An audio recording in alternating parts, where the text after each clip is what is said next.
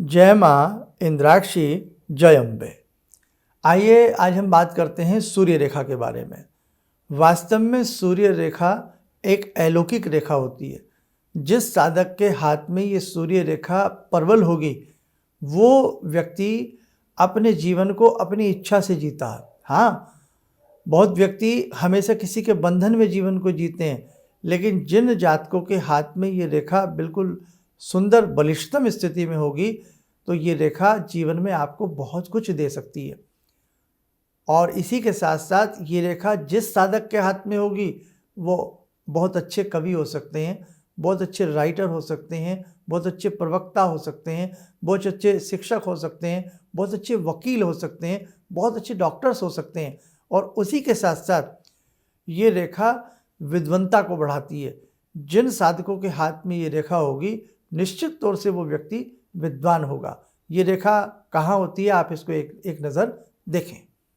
देखो, ring finger के नीचे जो ये रेखा आपको दिखती है ये कई बार डबल रेखा भी होती है किसी किसी जातक के हाथ में। तो चाहे ये एक रेखा हो चाहे ये डबल रेखा हो, ये कहीं ना कहीं आपकी विद्या के लिए शुभ होती है। लेकिन अगर ये रेखा कट जाए तो इसका जो योग होता है, इसका जो फल होता है वो थोड़ा सा विपरीत भी हो सकता है।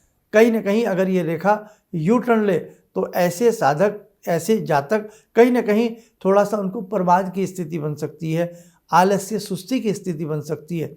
लेकिन अगर ये रेखा आपकी हथेली में बलवान है, बलिष्ठ है, तो एक बहुत अच्छा अभिनेता, एक बहुत अच्छा नेता बनते भी देर नहीं लगती है। ये रेखा इतना कुछ जीवन में देती है। तो एक पहचान है इस रेखा से कि ऐसा जातक किस प्रकार का जीवन जी सकता है, ऐसा जातक किस प्रकार की ऊंचाई अपने जीवन में छू सकता है। अक्सर जिनके मन में समाज का चिंतन चलता रहता हो, जिनके मन में परोपकार की भावना चलती रहती हो, जो समाज को कुछ देना चाहते हो, समाज के लिए कुछ करना चाहते हो, तो ये रेखा इस स्थिति को भी उत्पन्न करती है।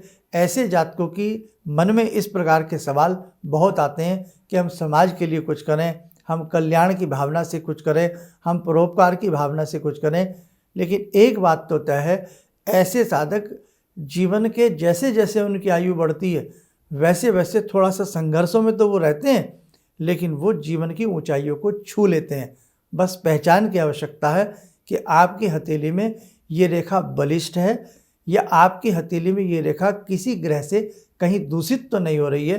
तो फिर हमें सूर्य से संबंधित किसी विद्वान की राय लेकर के कुछ उपाय कर लेने चाहिए।